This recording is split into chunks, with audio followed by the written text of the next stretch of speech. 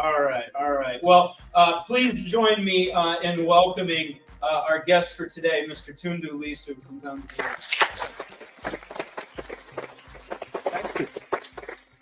It is an honor to have Mr. Lissu with us today.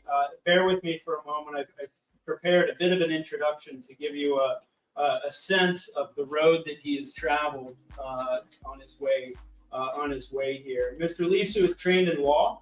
Originally earned his law degree from Tanzania's University of Dar es Salaam before moving on to the University of Warwick in the UK to earn a legal master's degree. Returned to Tanzania to practice law for many years with a particular emphasis in environmental issues and indigenous land rights, especially in that intersection where corporate interests and indigenous land rights tend to produce some friction. For a short period of time, he served as the president of the Tanganyika Law Society, which is Tanzania's version of our American Bar Association, the national professional association that governs the practice of law. He first entered politics in 2010 when he won the parliamentary seat for his home district, and he held that seat for years until 2019. It was during this time that he rose as a member of the opposition Chadema party and was a vocal critic and continues to be to this day of the governing regime in Tanzania. Among other activities, he was central to the preparation of a report that went public showing how senior officials were stealing money from public funds and even openly criticized then President Magufuli in what he called him a petty dictator. He's also an active scholar. He's currently working on his second book. His first book is out. I will admit I have not read it cover to cover, but I have read the synopsis. I think we're going to hear some of it today, the topic of which is how parliamentary and executive structures of the government facilitate rather than impede corruption. Elements of the ruling party in Tanzania have tried repeatedly to silence him. We're glad you're here. Culminating in an assassination attempt on his life in September of 2017. And leading up to that, in that year alone, he was arrested 8 times. He was struck with 16 bullets, one of which is still in his body. He spent 14 months nonstop in hospitals in Nairobi, Kenya, and in Leuven, Belgium, being treated, and as he told me this afternoon, with a total of 25 surgeries. He still carries his wallet, or has his wallet, that has 4 bullet holes in it. He briefly returned to Tanzania to serve as the Chadema opposition party's candidate for the 2020 political election. Earlier this year, he returned to Tanzania full-time, I believe, returning from exile in Belgium. And just last month, he was arrested and briefly detained on his way to a community organizing meeting around indigenous land rights in the northwest part of the country, I believe it was. Right. Mr. Lissu, we're very happy to have you here, and we look forward to learning about your experiences and about how corrupt structures operate from a ground level view. Thanks for being here. Thank you.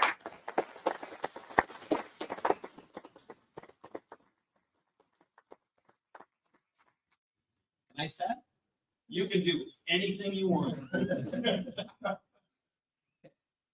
Probably want to use the left. I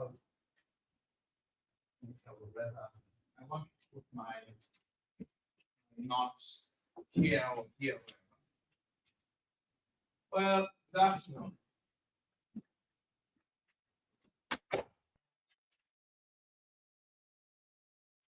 I think first of all, please allow me to say thank you for the invitation to come and talk to you, share some of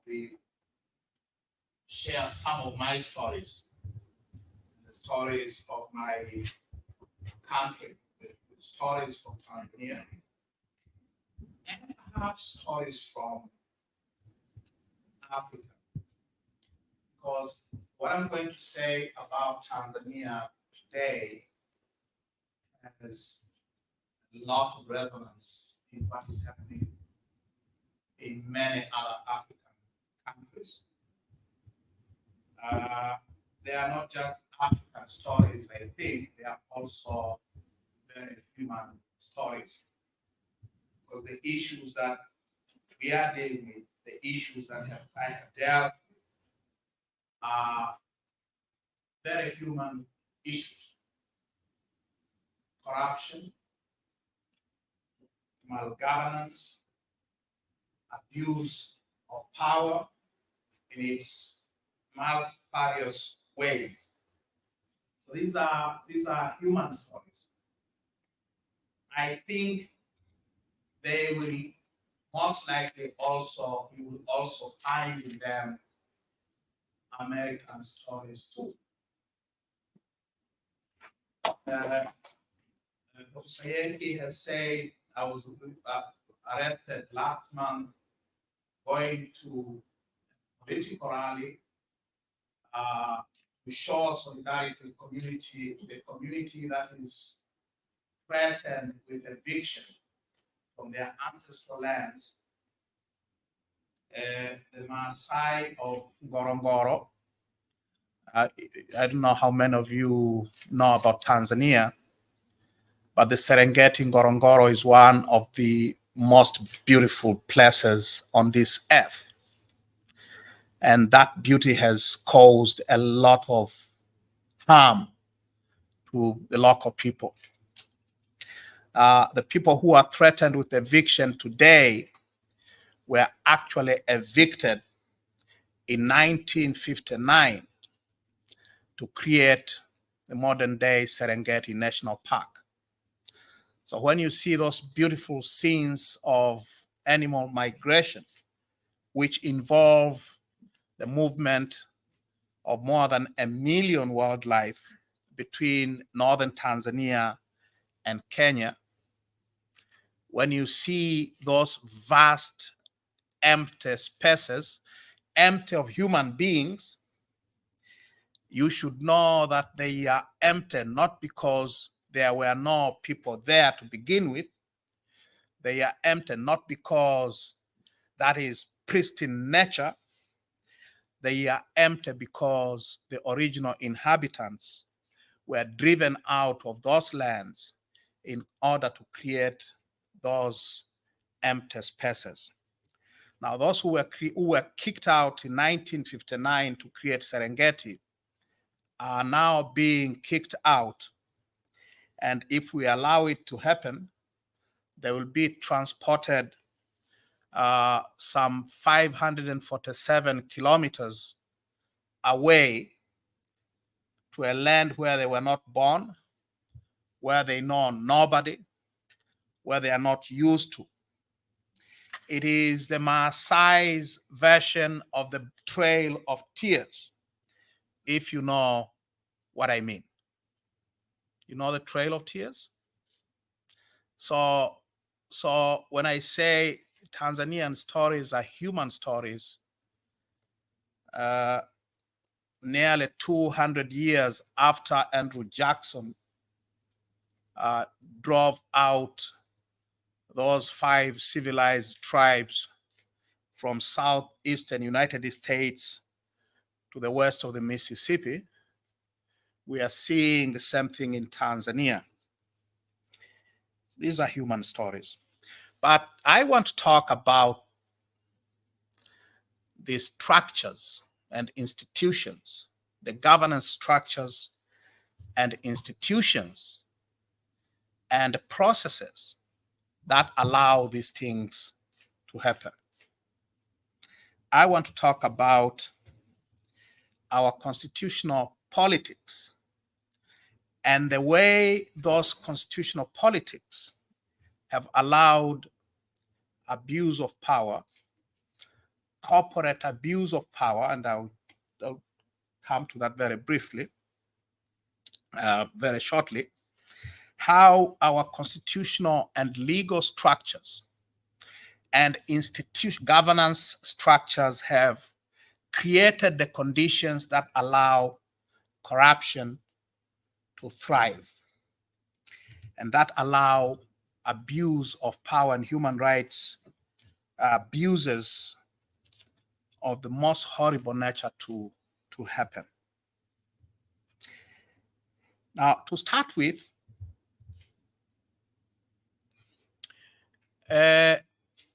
in documents made public recently in British courts in London,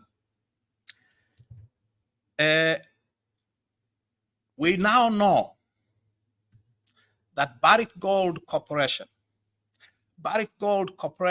is one of the top 3 leading gold producers in this world. It's a Canadian multinational mining company based in Toronto. We now know, as a result of the publication of those public documents in English courts, that for years, Barrick Gold was paying the Tanzanian police and intelligence and security apparatus to keep the peace in the company's 3 gold mines in Tanzania. Barrick Gold, according to those documents, was paying was making monthly cash transfers officially to the Tanzanian police force and to the intelligence and security agency to make payments for police officers, paramilitary units, and intelligence officers to keep the communities at bay in the areas around the mines. Now, you would wonder why would a Canadian mining company pay millions of dollars to Tanzanian security forces to keep the peace? What has happened in those areas? In Tanzania's mining fields, Tanzania is Africa's 3rd largest gold producer now. Now, in the process of transforming the country into the 3rd largest producer of gold in Africa involved a state-organized violence against hundreds of thousands of rural people who were living in the lands which are now gold mines owned by Barrick, and tens of thousands of artisanal gold miners who worked those fields before Barrick moved in. So the process of Barrick obtaining the gold reserves that it currently exploits in Tanzania was a very violent one. It involved forcible evictions of perhaps hundreds of thousands of people. My first arrest came on Christmas Eve of 2002, and it was because for 3 years I had led a campaign to expose the human rights abuses associated with those evictions, with Barrick acquiring those areas. So it has been paying millions of dollars to Tanzanian security agencies in order to continue keeping the communities out. When the documents were released a few weeks ago, it made major, it was front page news in one of the leading British newspapers. It was on the Times of London. It was on the Financial Times and so on. It came as a surprise to many, but it did not come as a surprise at all to those of us who had been involved in the fight against this company. It didn't come as a surprise to the thousands, the tens of thousands of communities whose lands were taken away by force to make room for Barrick to build its gold mines. In other words, we have known for years that for Barrick to operate, they have had to pay off a lot of people within the government of Tanzania. They have had to pay a lot of people within our security agencies. So it didn't come as a surprise to us at all. The mere fact that the proceedings that led to the publication of these documents in London, instead of perhaps Dar es Salaam, should tell you something about Tanzania. I spent more than a decade trying to prosecute Barrick in our courts. It didn't work at all. It didn't work at all. I didn't get nowhere. It couldn't get a hearing anywhere in our courts. Couldn't get any sympathy anywhere within our government or the press. And then we realized that maybe we have to find ways of fighting them in courts where there is a possibility of getting a hearing. And that's how we went to Great Britain. So cases that have been filed in the UK have led to publication of these documents. And there is a lot of stuff that has come out as a result. And perhaps those who could not get justice in Tanzanian courts may get justice in British courts after all. It is because our courts are part of the problem. Our courts are thoroughly corrupt, and they have been corrupted by these big corporate players such as Barrick. Now, I said I want to talk about the constitutional structures, the constitutional and legal structures that allow these things to happen. So I would like to give you some background about our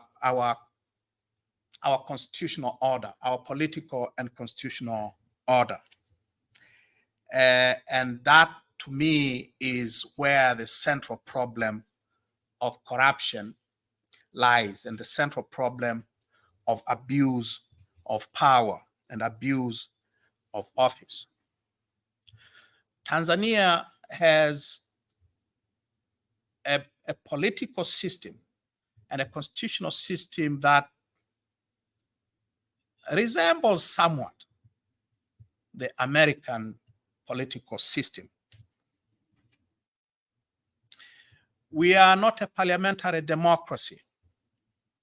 We are a presidentialist democracy. We have an executive presidency like the United States. We don't call ours a Supreme Court, but we have our version of the Supreme Court. It is called the Court of Appeal of Tanzania. It is both an appellate court as well as a court of original jurisdiction. We have parliament. It is not a two-chamber parliament like your Congress. It is a single-chamber parliament. Now, where is the problem? The problem is Tanzania's constitutional order, our constitutional order, is built around the presidency. Our president and our presidency has been described by constitutional scholars as an imperial presidency. an imperial presidency in the sense that the Tanzanian president enjoys the kind of powers, of constitutional powers, that were enjoyed by European monarchs of the time before the 19th century revolutions, the edge of revolutions in the 1840s and so on. Our president enjoys absolute powers. Our president is not only a head of state, he or she, now we have a she. Can I have some water? Is that possible? Yeah, please. Okay, thanks. I'm sorry. Our president, now it's a she,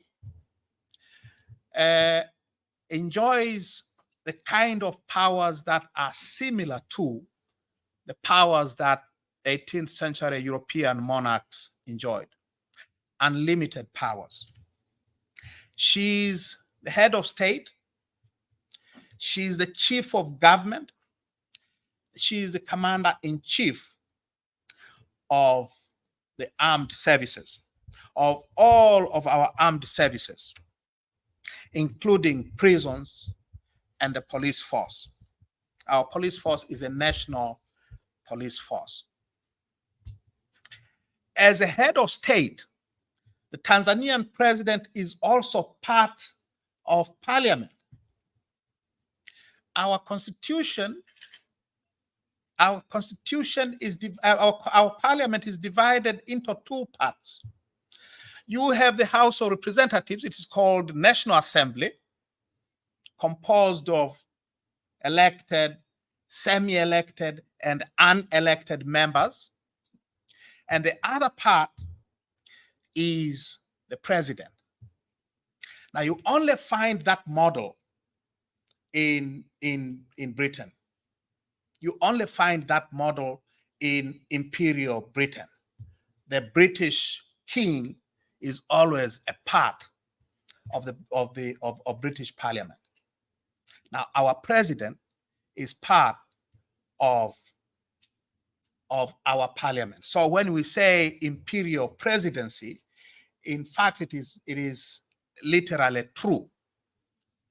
Our president has powers and privileges and prerogatives that are similar to British kings or British monarchs.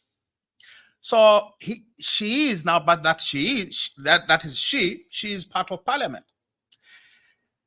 She not only assents to bills that are enacted into laws, she also gets to appoint a certain number of members of parliament. So our parliament, unlike the House of Representatives here or Senate, our National Assembly is made up not only of members elected in constituencies, it also is composed of members who are appointed by the president, 10 of them.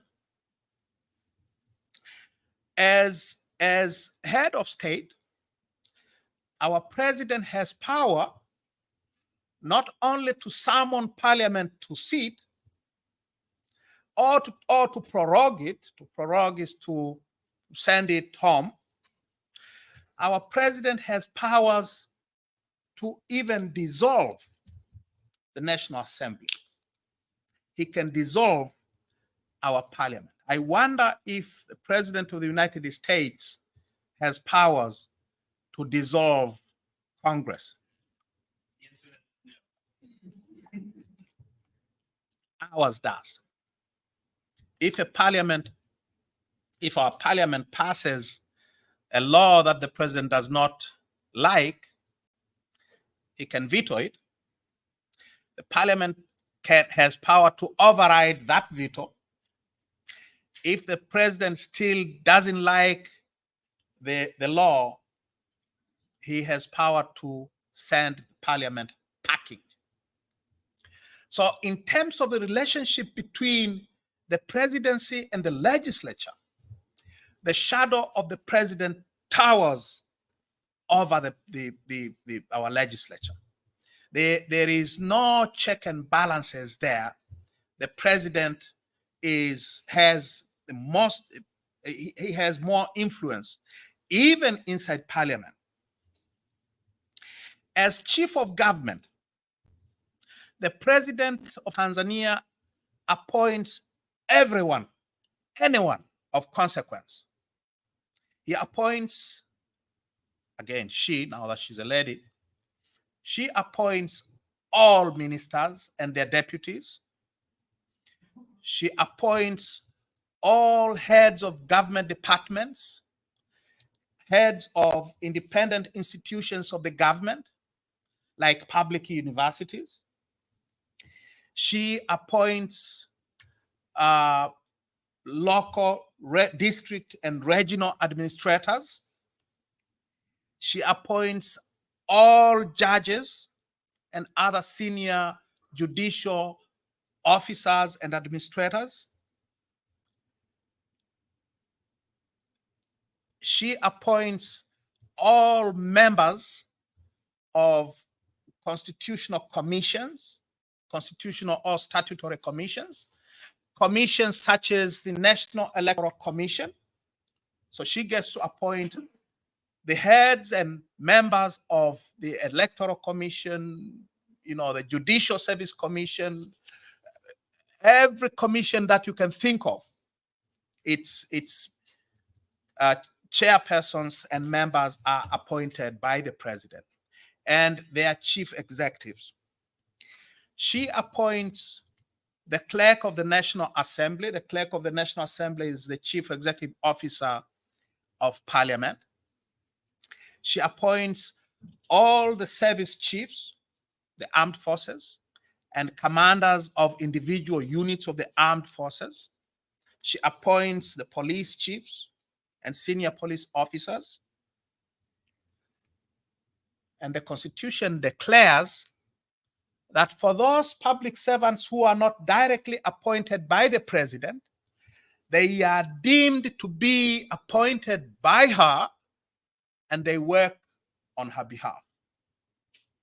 So think of a clerk or a cleaner in a courtroom somewhere in rural Tanzania, and she's deemed by our Constitution to be appointed by the president, and she works on behalf of the president. Because the president appoints all judges, you can be sure that our judiciary is not independent at all. She not only appoints judges, she is also the ultimate disciplinary authority over all judicial officers. She is the ultimate disciplinary authority over all public servants in the country. She can hire and fire anybody. She has powers to constitute and to disestablish public offices. She can create ministries and appoint ministers as she wants. It is a complete discretion. So when we speak of imperial presidency, that is what we mean. A presidency of this type is not only powerful, it is also protected against accountability. It is protected against any form of accountability. Our president cannot be charged in court with any crime for anything she or he might do while in office. So the immunity is complete. What is happening now here with Donald Trump is unheard of in Tanzania. In fact, people are shocked that these Americans prosecuting a former president for actions that he may have done while he was a sitting president. That is unthinkable for a country like Tanzania, because the president enjoys complete immunity from prosecution. And that is why you have a spectacle of a former president, Ben Mkapa. He was our third president. In 2019, a year before he died, he published his memoir in which he explains somewhere about how he and some of his senior advisors connived to steal 100 million US dollars from the Bank of Tanzania, from our central bank, in order to provide campaign funds for the ruling party, for his party and its presidential candidate. So President Jakaya Kikwete, our fourth president, was elected, if we have to believe President Mkapa, was elected on stolen money. So think of an American president writing memoirs in which he's saying, well, I was a thief, and he getting away with it. So President Mkapa could get away with it because the immunity against prosecution for former presidents is near total. And we have seen time and again presidents, our presidents, while in office, committing crimes for which, if they were committed by somebody else, they would send that somebody else to prison for many, many years. Stealing has become institutionalized, and it is organized at the very highest levels of our government. It is done fairly openly. And it is done that way because our constitution has given complete protection to presidents. It is not just immunity against prosecution.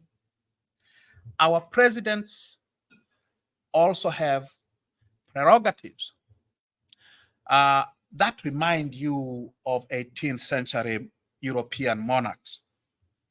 Our president can pardon convicted criminals, regardless of whatever crime they may have committed. I know that is an issue here too. Now, the prerogative of mercy, as that thing is called, is a drawback to European monarchies of the type that was led the patriots in this country to fight the British. Prerogative of mercy, so he can pardon prisoners regardless of their crimes. The president can declare war, states of emergency. He has powers to detain citizens without taking them to court. This is an innovation, one of the first innovations of independent Tanganyika, by the way. The British, in spite of the oppressive nature of the British colonial state in Tanganyika and other colonies, they never had detention without trial. That is a post-colonial innovation. So, in brief, the presidential shadow hovers over the nation like, it's horrible. You cannot run away from the evil shadow of the presidency. Our president has near total control of the electoral process. She gets to appoint members of the National Electoral Commission and its chief executive officer, as well as those who declare results in a presidential election, the returning officers in electoral districts. Our law requires local government executives to be returning officers in general elections, and all of these are presidential appointees. So the entire machinery of elections is controlled by the president. The president exercises influence, more influence in constituency demarcation, in what you Americans call redistricting. And you cannot believe the gerrymandering that system has allowed. The president basically has carried out redistricting of the country in ways which defy logic. But it is because he has all these powers. Now, in terms of decision making, you can imagine that kind of power. It is without any restraint. It is without any meaningful checks and balances. And therefore, it creates very fertile breeding ground for very high level corruption. And the stories that we have endured in Tanzania in the past 3 decades prove this. Our second president, the first president, was a very clean man. He created this system, but he was a very clean man. Our second president started to exercise his presidential powers in ways which have become now common, using the constitutional powers that he has for self-enrichment.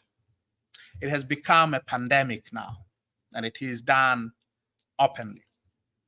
So we have a situation where, in the latest installment of these never-ending scandals, we have a situation where the current president, the lady Samia, has just privatized all of Tanzania's ports and harbors and related transport infrastructure to a company. You probably know, we may have heard it.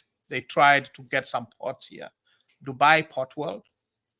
Dubai Port World is a government-owned a port operator that is owned by the government of Dubai, by the Emirate of Dubai.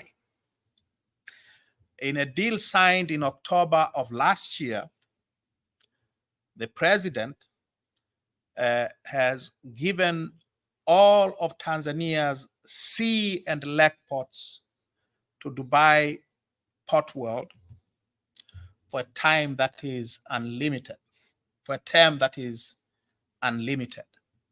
The agreement says that deal will come to an end if one of 2 things happen.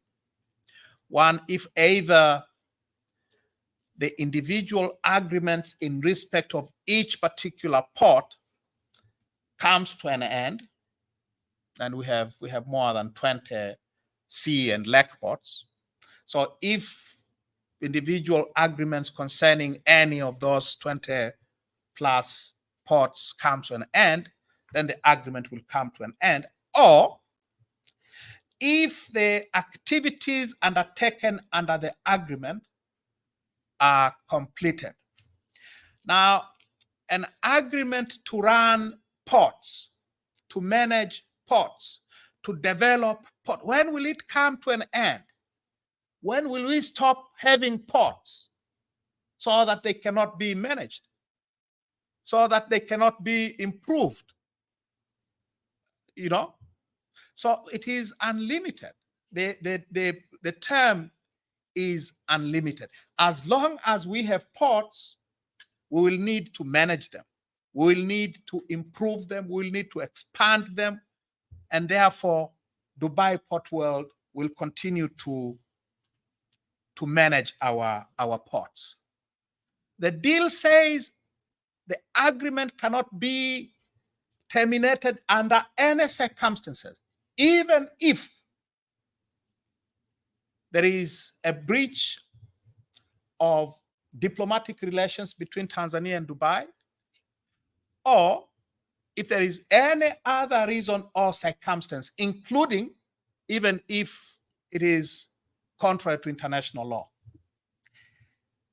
The president signed on it. For once, our president did it personally. The practice has always been they will hide behind their ministers. And this one, Samia's own hand is on the document. It was taken to Parliament and it was passed inside 1 week. No debate.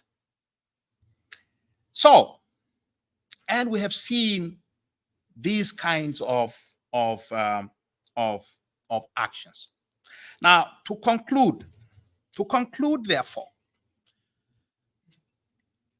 if you want to understand why some countries are so corrupt, I think that it is important to examine the constitutional and institutional arrangements that are in place that allow governments or government officials to get away with these kinds of abuses. If the constitutions and the statutes provide the kind of unlimited powers to government officials the way they do in countries like Tanzania, then where they say power corrupts and absolute power corrupts absolutely. So where there's absolute power,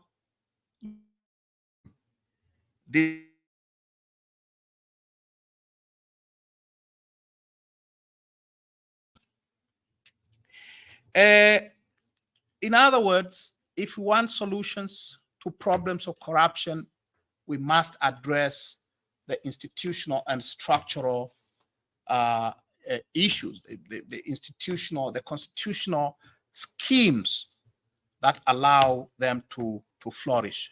That is why in Tanzania for the past 30 years, we have called for constitutional reform in order to create constitutional structures which will enable us to hold our to account their powers in our names. I say these are the stories from Tanzania are human stories. What you see in Tanzania, you will see in many countries on the continent and beyond Africa. So thank you once again thank you for the opportunity.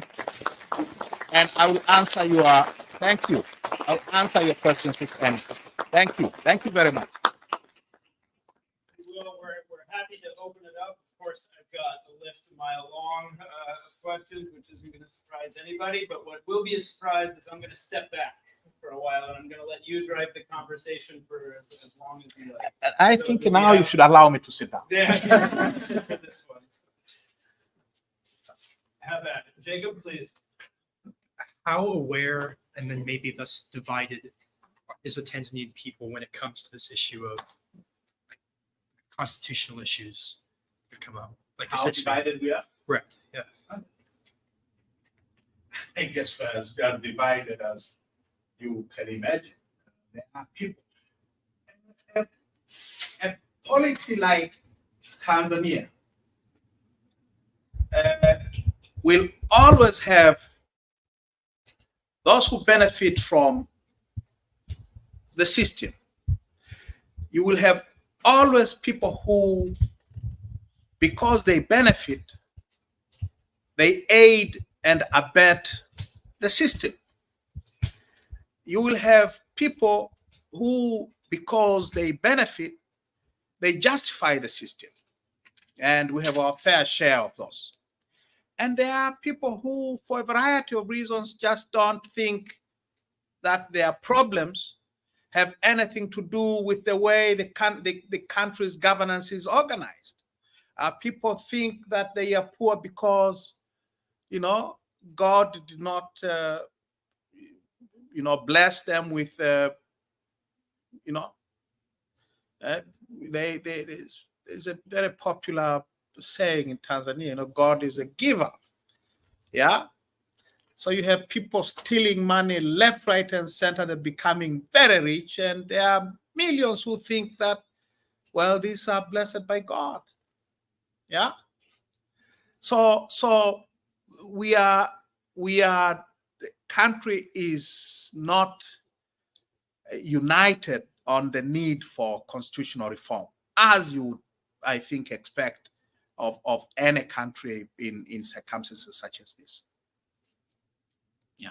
Yes, please. I just had a question about you referencing the first president as a clean man, and then the second president as focusing on self-enrichment. What did this change between the?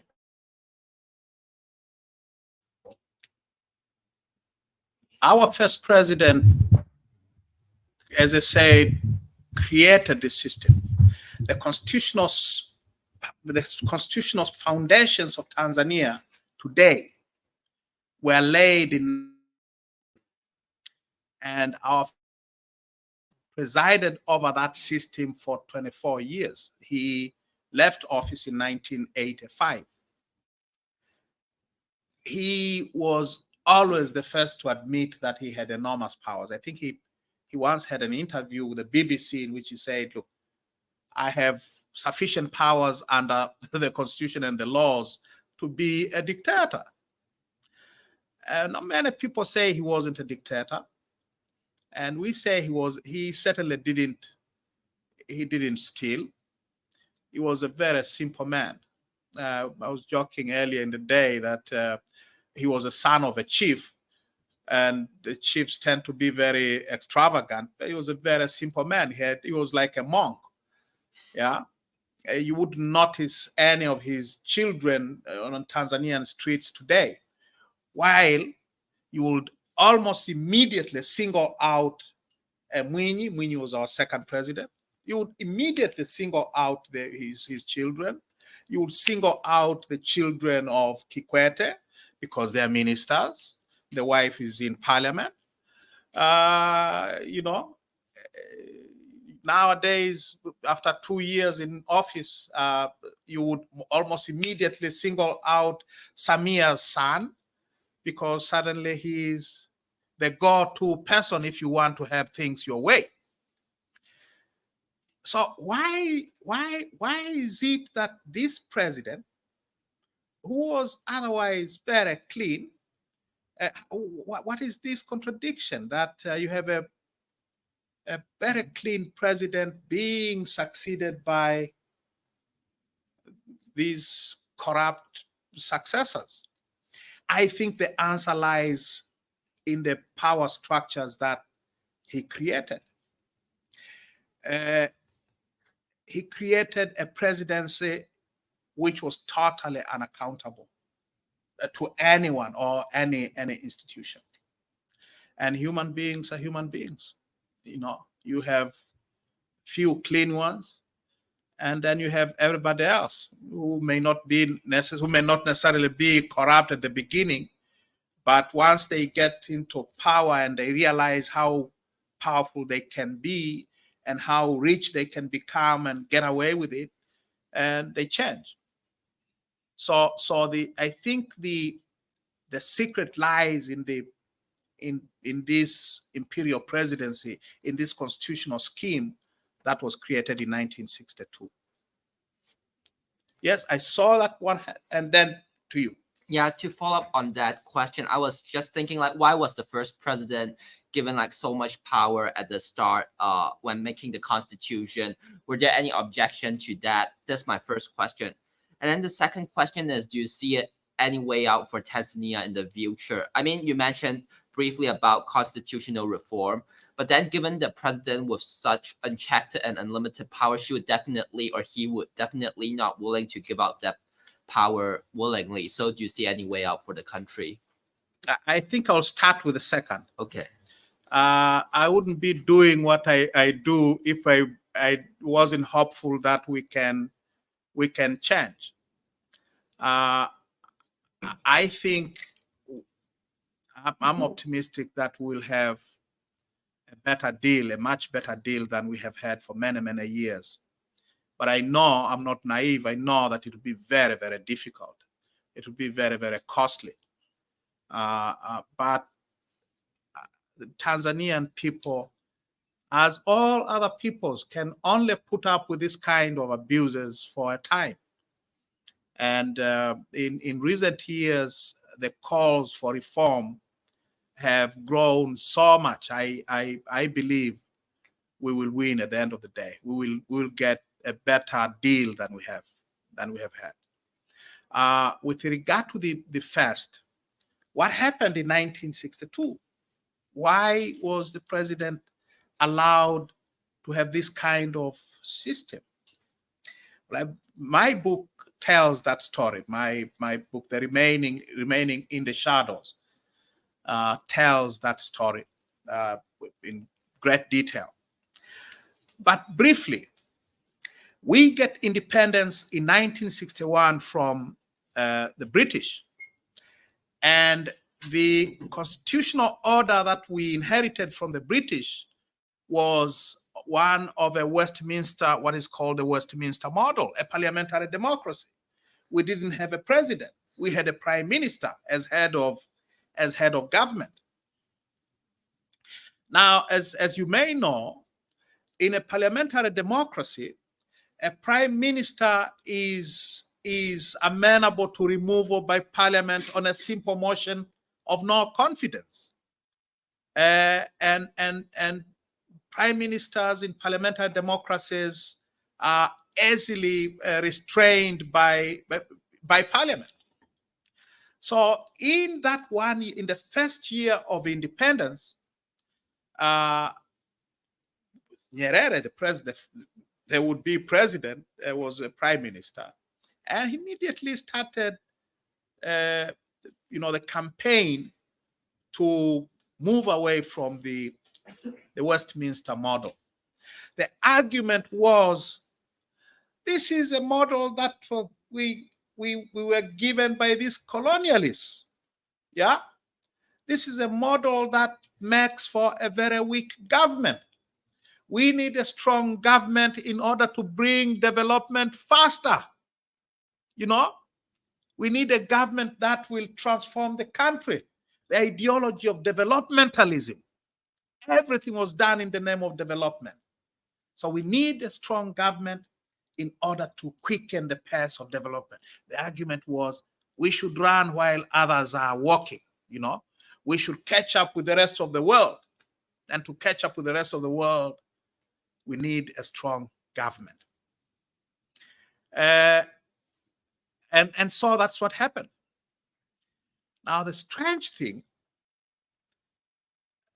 in the government prepared a white paper on the republic, on what the system was going to be like. So we had a government white paper on Tanganyika Republic. Now, in there, it was written, as historians have said, that actually that was Nyerere's handwork. He wrote it himself. It's the argument for a republic. Now, in that white paper, the government argued, and the words are very instructive. What was their vision of this president? What type of leader was this president going to be? And it said, for us, and I'm actually quoting, for us, the powers, privileges, and prerogatives of a king or chief are not separated from the authority that he wields.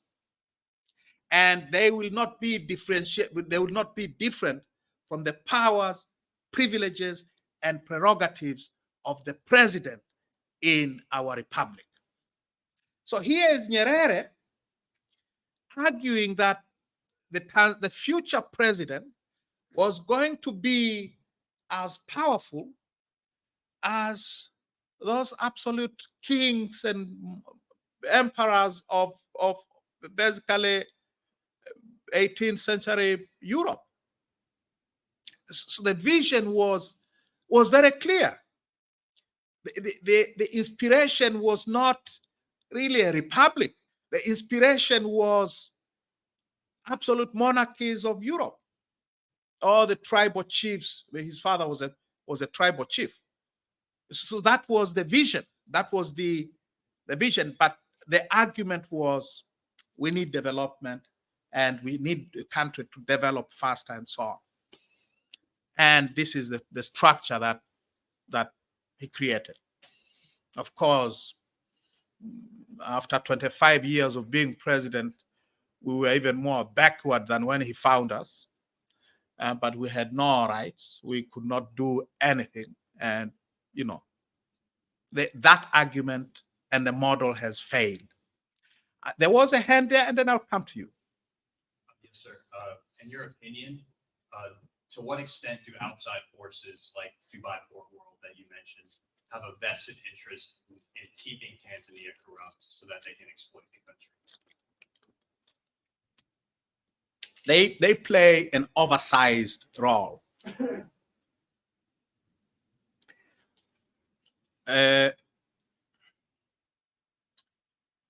Running the country's ports is a multi-billion-dollar business. So even if we don't have the documents to prove it, because they don't issue receipts when they bribe our public officials, but my belief is millions of dollars would have changed hands to make the president cede control of our ports. In the 90s, when we liberalized our mineral sector, our mining sector, to create conditions for Barrick Gold and other mining multinationals to take over. And I told you I spent years trying to fight Barrick.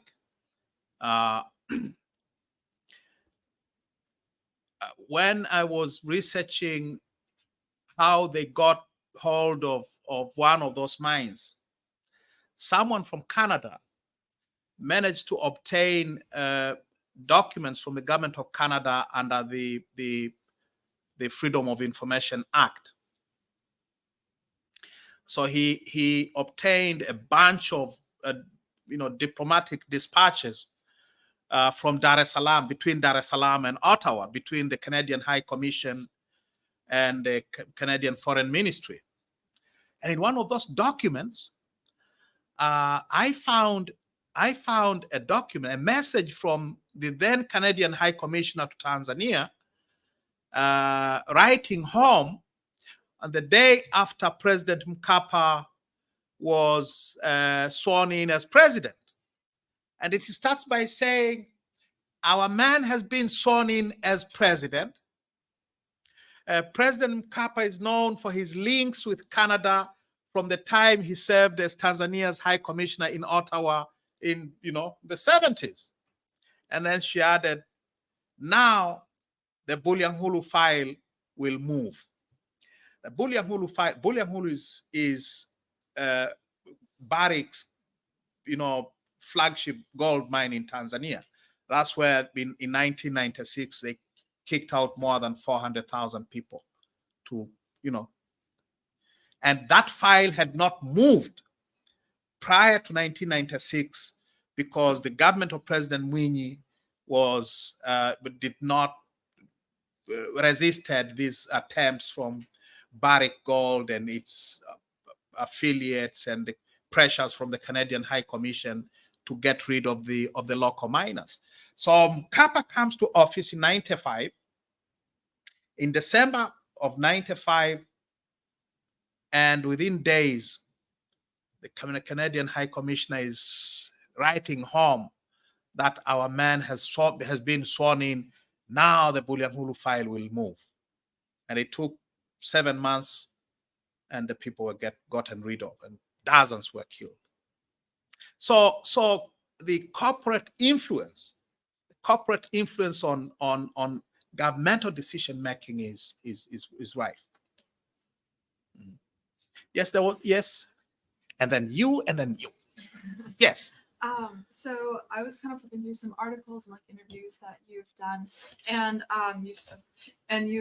you've spoken about a new constitution, really pushing for a new constitution. So to what extent do you think that reform is appropriate for just like different governmental agencies and just the overall like government structure?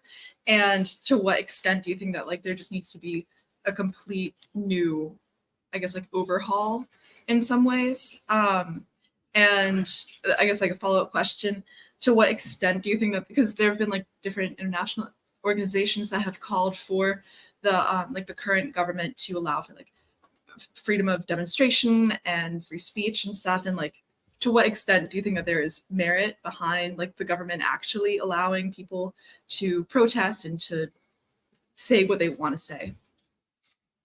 And I guess like, do you foresee there being like pushback?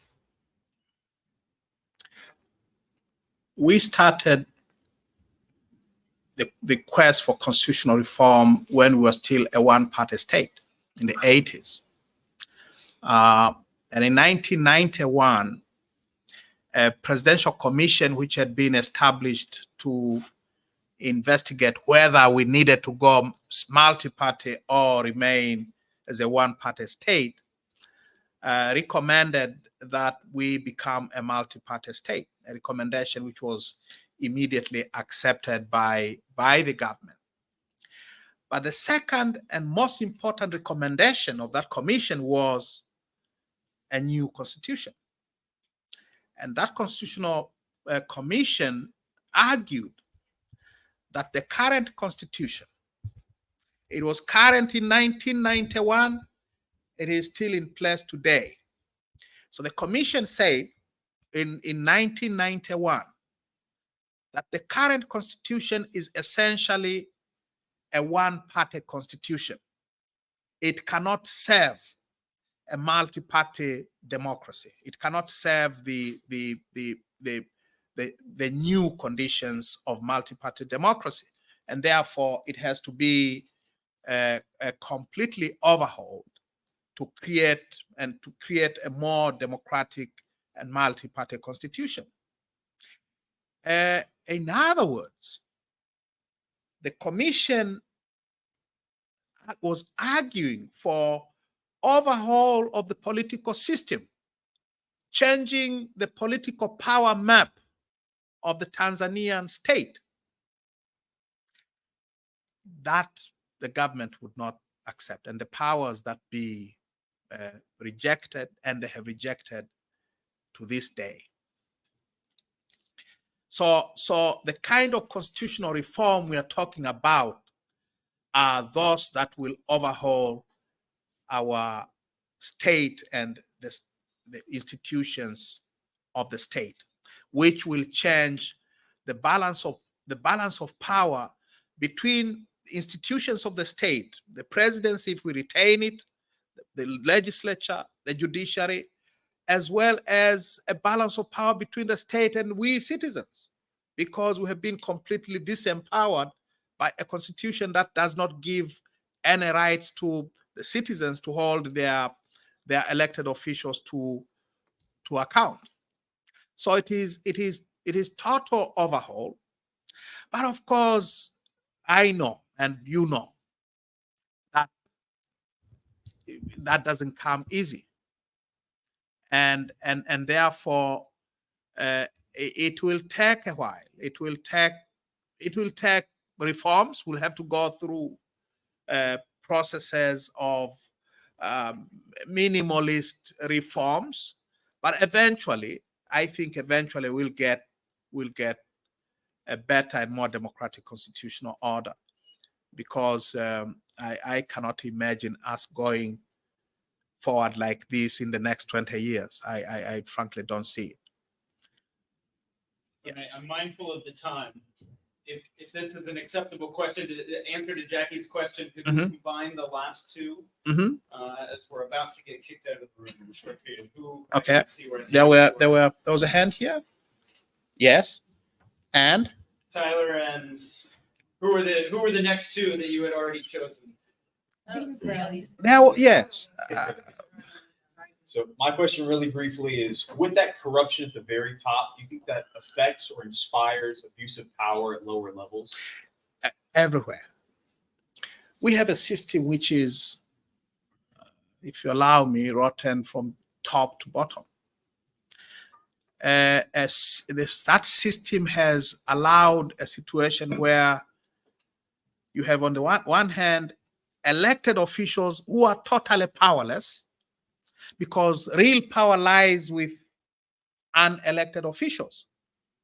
Just as real power does between the president and the parliament lies with the president. Parliament is just a rubber stamp. So all through the system, from top to bottom, you have structures of authoritarianism. You have structures of lack of accountability everywhere, and therefore, corruption is top to bottom. That was actually pretty much my question, but a follow-up on. That was actually my question as well, but a follow-up on that was, you mentioned that a lot of people view tie religion to the authoritative figures, imagining that God is blessing them. So if corruption is coming all the way down to that localized level, are they still tying God to blessing those people, or just the people at the top? Can you clarify? Are they? I guess I'm just asking, are they, if they're aware of the corruption at the lower levels, that it's not tied to religion, are they still tying corruption at the high levels to religion as well? Or are they just viewing their riches of the high level authoritative figures as blessings from God? I think the common view is, corruption starts at our feet with our local leaders at the lowest levels. You don't get if you need to go to hospital because you had an accident, you need a police letter from the police saying that, well, you were involved in an accident. Otherwise, we won't get treated. Now, how do you get that letter from the police? You got to pay for it, and all and up and down. You go to clinic, you need to see the doctor. You get to pay. So it is not just tied to the top. It is everywhere. If I understood your question correctly. Yeah, pretty much. Mm-hmm.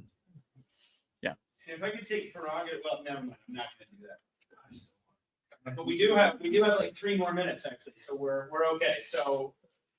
Yes, I see your hand. Yes, and then you. So, I think you touched on a few points, but I was wondering, being that you've had such a challenging journey throughout just trying to figure out how to better your country, I was wondering what your future steps are. From what I understand, you want to be a presidential candidate.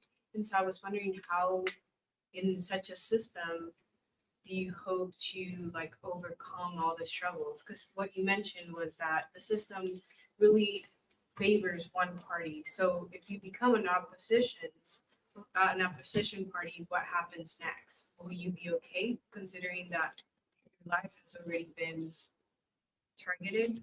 I'll tell you what happened in the last general election. Well, apart from being tear gassed several times in the course of the 2-month campaign, can you imagine of a a leading presidential candidate of the opposition being tear gassed by the police in order to be prevented from addressing a campaign rally. Well, that happened to me a couple of times. Apart from that, we went to the elections, people went to vote. Results of the elections were declared. The sitting president was declared the winner with some, I think, 12 million votes to 1.9 of mine. So it was a really lopsided, if you believe them. But our electoral law requires the publication of those results on a constituency by constituency basis. So you have to show what the candidates got in every constituency across the country. We are still waiting for those results 3 years after the general election. All right. In other words, there is no proof that the sitting president was ever elected. There are no results. But she's a president. All right? And she's a president because our constitution says if the commission, the electoral commission, declares you the winner, you are the winner. No court proceedings are allowed. No challenge of any kind is allowed. So we have a president who cannot prove that she was elected or she and her predecessor were elected because the votes that they obtained do not exist. So the question you are raising is, so I must be crazy to think of going to the elections again, right? Because those conditions, the conditions that allowed us to have a president who cannot prove that she was elected, the same conditions exist today. And that is a conversation that we are having right now. There is a conversation that I had only 2 nights ago, and I have been talking about this for the past 3 years. How do we go to the next elections under the same conditions? In 2019, we had local elections, and in those local elections, 96% of the opposition candidates were disqualified. 96%. So, at the local level, it is all CCM, it's all the ruling party, because they disqualified everybody. And in the general elections in 2020, in parliamentary elections, they disqualified 28 opposition candidates. And therefore, you have about 12% of members of the National Assembly, members of parliament, who were not elected because their opponents were disbarred from participating in the elections. Serious issues, serious problems. But we have to find answers to. And these are very real practical problems. They are not theoretical at all. How do we go to the elections under these conditions again? Yeah. I'm very sad to say that the next class is going to start in this room quite soon, and so we are out of time. I wish we did have more, but let's thank Mr. Lissu very much for his time. Thank you.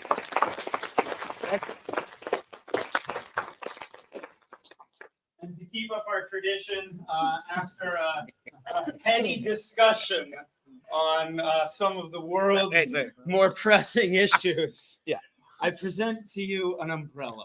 It's a token of our appreciation, and maybe we'll turn on the news some night. We'll see you at a rainy rally with our Masters of International Business Program umbrella. Thank you. Cheers. Thank you so much. Thanks, everyone.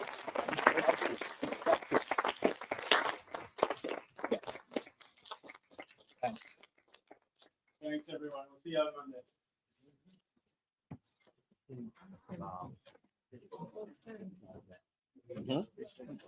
Yeah. Was it good? Okay. Tusha tumemaliza na darasa limekwisha. Asanteni sana kwa kufuatilia. Tutaonana katika Good Morning Africa 11:40, 11:45. Thank you.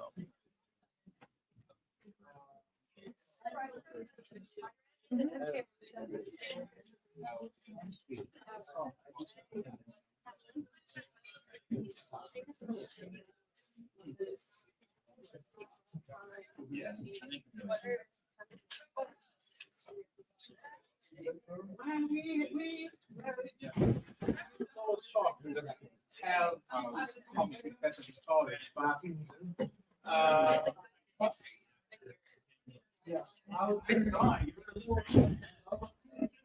there are actually many good days, and the good days are. I go to rallies. I do a lot of meetings, public meetings, and you cannot imagine the amount of the kind of hope, and not just hope, but when people are very upset about the conditions that they are forced to live, and people make change when they are upset. You know, people don't make the kind of change that is needed, with smiles on their faces. They have to, yeah, and you see that a lot. And I think that's a good. Empowering people. Yes.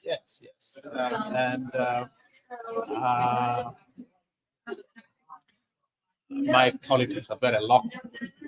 I always talk about their local stuff. There is constitutional politics, So a lot about education. It's a lot about education, a lot about education, about dealing with very pressing practical problems. People are upset, are arrested, and they're held in police jails. And if I pay a visit to a local police station, a lot of people get released because they know I'll cause a stink. So those kinds of things. Yeah, those kinds of things. I Yeah. Thank you. feel almost partially complicit when it comes to. I had the incredible pleasure to come actually visit Tanzania Oh, you about did? 2 years ago. Uh-huh. Went to the Ngorongoro crater. Mhm. Incredibly beautiful up there Absolutely. too. Yeah.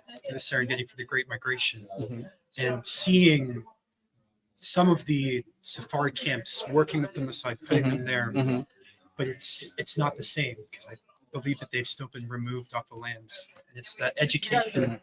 What is it from our end that we can really be doing, especially for travelers from some of these other businesses or non-government? Like, what can be If done we from the could outside? find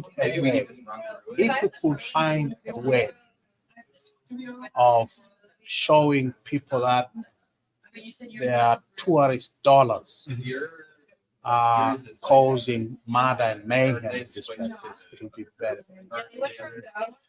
Because I could see them being built, especially Listen, outside. in Ngorongoro. Ngorongoro is the most lucrative tourist attraction in the country. Brings in hundreds of millions of dollars annually. And the Maasai, those who you have those wildlife because this Maasai have been there 400 years. They are some of the poorest people in the country. Maasai have been reduced to begging for food in a place which brings in hundreds of millions of dollars revenue annually. It's simply because people don't know. It's wild to see the People resort. love the animals. They don't know how their love of this beautiful place is actually funding genocide. I mean, the difference between the resorts and then even the mud village Yes. structures. It's wild. we can continue the Oh, we have to- conversation, but we do have to do it outside the room. Okay. Because you don't want to see Professor Pimentel angry. Oh, you don't. That's not. So you already frying them on the 10 minutes. In the first 10 minutes, it was fresh and popping. I see. Yeah. So these guys all knew about it. Right? They just read it. Let's take it to the hallway.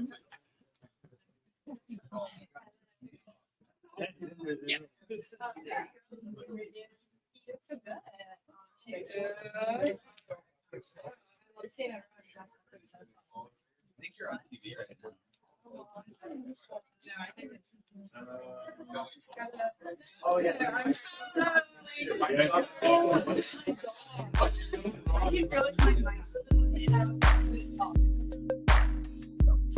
Did you?